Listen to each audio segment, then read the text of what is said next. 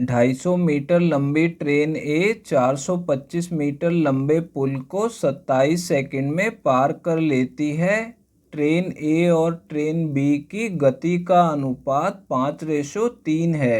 यदि train B की लंबाई ट्रेन ए की लंबाई से 30% कम है तो ट्रेन बी उस पुल को पार करने में कितना समय लेगी, हमें बताना है दोस्तों। देखिए दोस्तों, सवाल में क्या बोला जा रहा है कि 250 मीटर लंबी ट्रेन ए 425 मीटर लंबे पुल को 27 सेकंड में पार कर लेती है और यहाँ पे हमें ट्रेन ए और ट्रेन बी की गति का अनुपात दिया हुआ है, यानी कि इनकी चालों का अनुपात दिया हुआ है। तो पहले हम ट्रेन ए की चाल निकाल लेंगे, ठीक है। तो मैं यहाँ पे आपको समझाने के लिए लिख देता हूँ चाल ट्रेन ए की, ठीक है।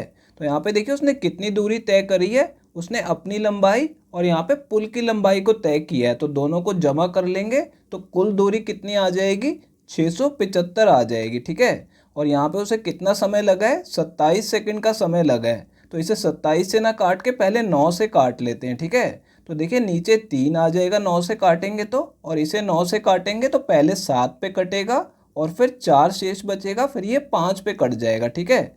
अब 3 से इसे काटेंगे तो 25 आ जाएगा, यानी ट्रेन ए की चाल कितनी आ गई, 25 मीटर प्रति सेकंड आ गई, ठीक है। और यहाँ पे देखिए हमें ट्रेन ए और बी की चालों का अनुपात दिया गया, कितना दिया गया, ट्रेन ए का 5 और ट्रेन बी का कितना दिया गया, 3 दिया गया, ठीक है। और यहाँ पे हमने उसकी चाल कितनी निकाली है, 25 निकाली है। तो यानी देखिए यहाँ पे हम इसे 5 से गुणा करेंगे तो ये 25 हो जाएगा।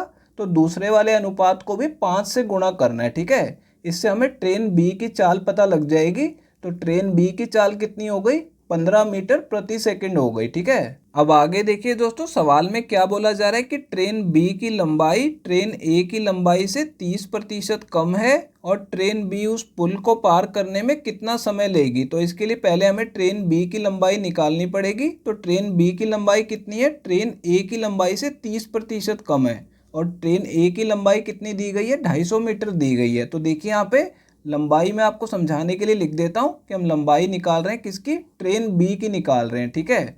अब देखिए ट्रेन ए की लंबाई कितनी है, 250 मीटर है और बी की लंबाई उससे 30% कम है, यानी कि इसे 70% से गुणा कर देंगे, ठीक है। यानी कि इसमें हमने 30% की कमी कर दी है ट्रेन ए की लंबाई में। अब देखिए 2 जीरो से यहाँ पे 2 जीरो काट देंगे तो कितना आ जाएगा, 25 सत्ते 175 आ जाएगा, ठीक है। यानी कि ट्रेन बी की लंबाई कितनी आ गई, 175 मीटर आ गई।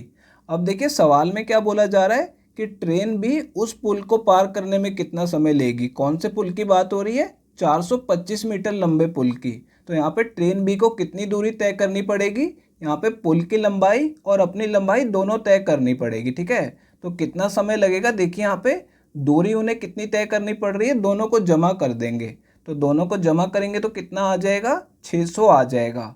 और इसकी चाल कितनी है ट्रेन बी की, हमने यहाँ पे ऊपर निकाला है 15 मीटर प्रति सेकंड, ठीक है। तो यहाँ पे इसे 15 से भाग कर देंगे।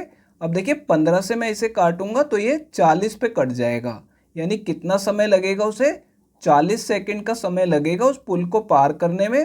तो दोस्तों ये हमारा इस सवाल का आंसर आ गया है, ये दूसरा ऑप्शन करेक्ट है। दोस्तों अगर ये वीडियो आपको पसंद आई हो तो इसे लाइक कर दीजिए और दोस्तों अगर आप लोग चैनल पे नए हैं तो चैनल को सब्सक्राइब जरूर कर लीजिएगा और दोस्तों नोटिफिकेशन बेल को दबाना बिल्कुल मत भूलिएगा। तो दोस्तों इस वीडियो को यहीं ख़त्म करेंगे, आपसे मिलते हैं अब अगली वीडियो में।